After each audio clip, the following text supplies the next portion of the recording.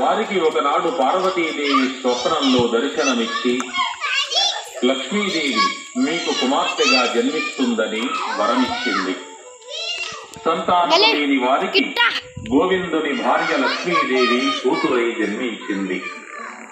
ఆమెకు గోవిందమాంబ అని నామకరణం చేశారు. అల్లారు ముద్దుగా పెంచుతున్నారు.